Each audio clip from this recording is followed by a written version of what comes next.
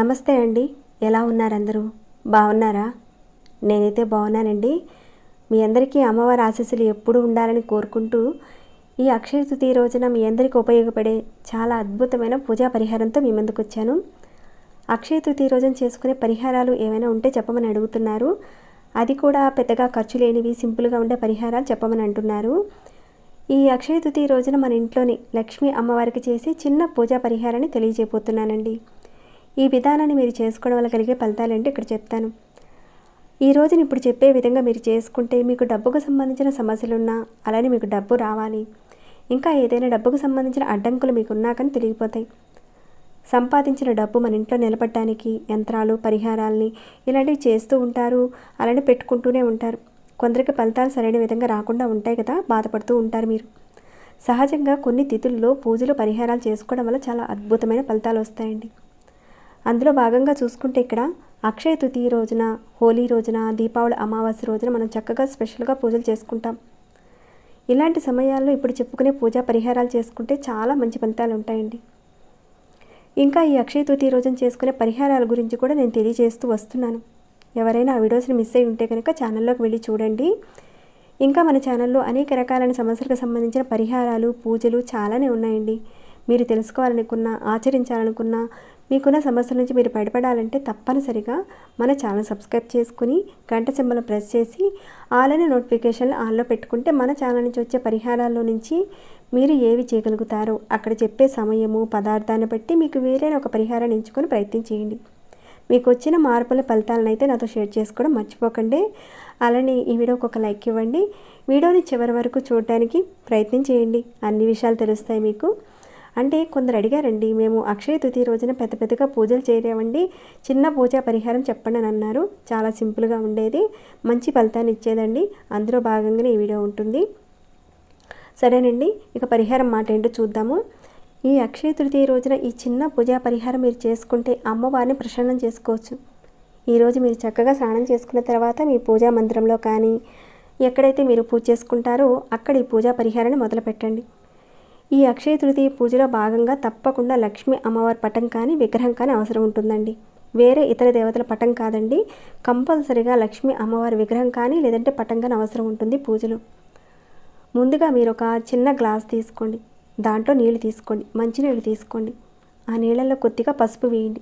పసుపు వేసి కలిపి ఒక ఆకుతో, అంటే అది మందారపాకు కానీ లేదా రావి ఆకు కానీ, అశోకాకు కానీ, తమలపాకు కానీ ఏదైనా తీసుకోండి. ఒక ఆకుని ఆ నీళ్ళల్లో ఆ ఆకును పెట్టి చక్కగా అమ్మవారి విగ్రహం మీద అలా చిలకరించండి.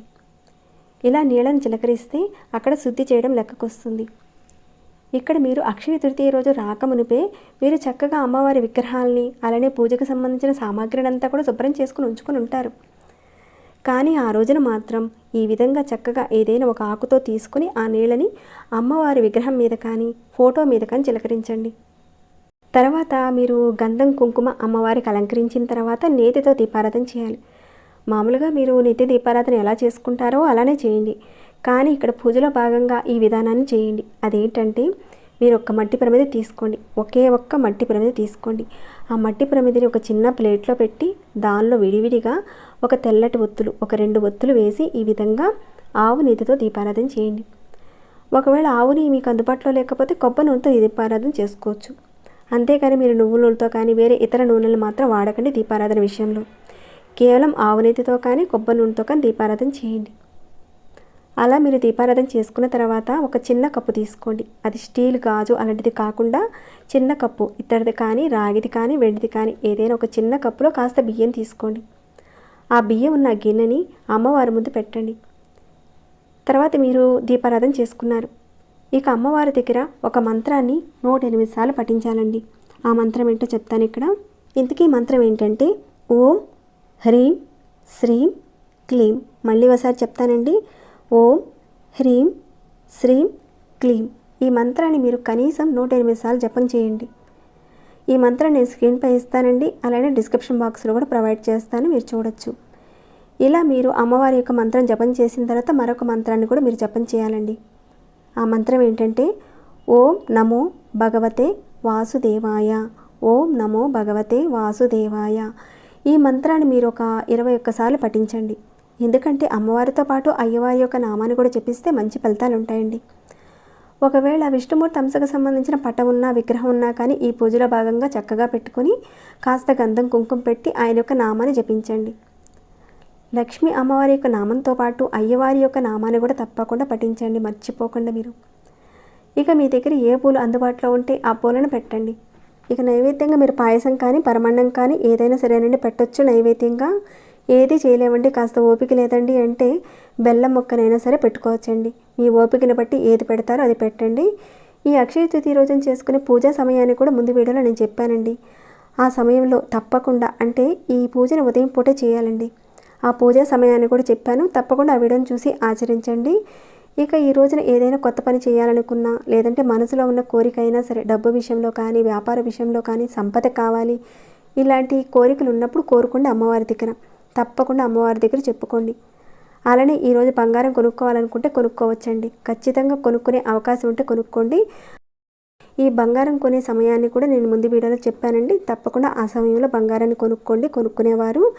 ఇక ఈ రోజున మీరు లక్ష్మీ అష్టోత్తరం కానీ శతనామావళి కానీ కనకదార స్తోత్రం కానీ మీరు ఏది పఠించగలుగుతారో పఠించండి. మీ ఇంట్లో ధన వృద్ధి చెందుతుంది. ధన సంపాదన విషయంలో మీకున్న ఆటంకాలు తొలగిపోతాయండి. కొన్ని పర్వదినాల్లో కొన్ని వారాల్లో మనం పూజలు పరిహారాలు ఇలాంటివి చేసుకోవడం వల్ల విశేషమైన ఫలితాలు కలుగుతాయండి. ఈ విధంగా పూజ మంత్రం జపం అంతా అయిపోయిన తర్వాత ఆ గ్లాసులో ఏవైతే పసుపు నీళ్ళు ఉన్నాయో ఆ నీటిని మొత్తం కూడా ఇంట్లో చిలకరించండి. అంటే మంత్రజపం అంతా కూడా అయిపోయిన తర్వాత ఆ నీటిని మొత్తం కూడా ఇంట్లో చిలకరించండి. అలానే బయట కూడా కాస్త నీళ్లు చిలకరించండి. ఇలా చేయడం వల్ల ఇల్లంతా శుద్ధైనట్టు లెక్కకు వస్తుంది. ఈ విధంగా చేయడం వల్ల అమ్మవారు కూడా ఆకర్షింపబడుతుందండి. ఇక నైవేద్యంగా స్వీట్ కానీ బెల్లం కానీ ఏదైనా చేసి పెట్టారు. అలానే బియ్యాన్ని కూడా అమ్మవారి దగ్గర పెట్టారు కదండి. ఇక ఆ బియ్యాన్ని ఆ రోజున కాకుండా తర్వాత రోజున మీరు అన్నంగా వండుకోండి, లేదంటే పరమాన్నంగా చేసుకోవచ్చు. ఈ విధంగా మీరు చేయడం వల్ల మీకున్న అడ్డంకులు అంటే సంపాదనకు సంబంధించిన అడ్డంకులు తొలగిపోతాయి. ప్రత్యేకించి ఈ మంత్రాన్ని ఈ పూజని ఈ విధంగా చేసుకుంటే చాలండి. ఎందుకంటే కొంతమందికి కుదరని పరిస్థితిగా ఉంటుంది. పెద్ద పెద్ద పూజలు చేసేంత ఓపిక లేదనే వారు ఉంటారు కదండి. ఈ చిన్న పూజతోని పెద్ద పూజ చేసినంత ఫలితం తగ్గుతుంది మీకు. ఎందుకంటే ఈ విషయంలో మీరు పెద్దగా అపోహలు అనేటివి పెట్టుకోకండి. ఆడంబరాలుగా ఎక్కువగా డబ్బు పెడితేనే అక్కడ అమ్మవారు ఆకర్షింపబడుతుందని కొంతమందికి అపోహ ఎక్కువగా ఉంటుంది. చిన్న పూజతోని చిన్న పదార్థంతోని అమ్మవారిని మన ఇంటనే తిష్ట వేసుకొని కూర్చునేలా చేయించండి. అది మనం గుర్తిస్తే చాలండి. ఈ పరిహారం చేస్తున్నాను, ఖచ్చితంగా అమ్మవారు నాకు సహాయం చేస్తుంది అని మీరు ఒక సంకల్పం చెప్పుకొని చేయండి. ఖచ్చితంగా అమ్మవారు మీకు సహాయం చేస్తుందండి. నెగిటివ్ ఆలోచనలు పెట్టుకోకుండా చేయండి. అంటే కొందరు మేము ఎంత చేసినా మాకు రావడం లేదండి అని అంటూ ఉంటారు. ఎన్నో ప్రయత్నాలు చేసామండి ఈ విధంగా అంటూ ఉంటారు కదండి. ప్రయత్నాలు చేస్తూ ఉండండి, ఖచ్చితంగా ఫలితాలు వస్తాయండి. ఒకసారి చేస్తే రాకపోతే మళ్ళీ చేయండి. అంటే ఒక పరిహారం మీరు చేస్తే సరైన విధంగా ఫలితాలు రాకపోతే మరొక పరిహారం చేయండి. కానీ అక్కడ నమ్మకంతో చేస్తేనే ఫలితాలు వస్తాయండి. ఇలాంటి రోజును మీరు వదులుకోకుండా చెప్పుకున్న పరిహారాలను తప్పకుండా పాటించండి. అమ్మవారి యొక్క ఆశీస్సులు మీకు ఎప్పుడు కలగాలని నేను కోరుకుంటున్నాను. ఇక ఈ వీడియోని ఇంతటితో ముగిస్తున్నాను. ఇంకేమైనా డౌట్స్ ఉంటే అడగండి, రిప్లై ఇస్తాను. ఇంకా ఈ వీడియో మీకు ఎలా అనిపించింది అనే మాట కూడా కాస్త కామెంట్ రూపంలో నాకు తెలియచేయండి. లైక్ చేయకుండా ఉంటే లైక్ చేయండి. మన సనాతన ధర్మంలో ఉన్న ఇలాంటి ఎన్నో విషయాల్ని పరిహారాలని మీరు తెలుసుకోవాలంటే మన ఛానల్ సబ్స్క్రైబ్ చేసుకుని ప్రతిరోజు వాచ్ చేస్తూ ఉండండి. మరొక భక్తి వీడియోలో మళ్ళీ మిమ్మల్ని కలుసుకుంటాను. అంతవరకు సెలవు.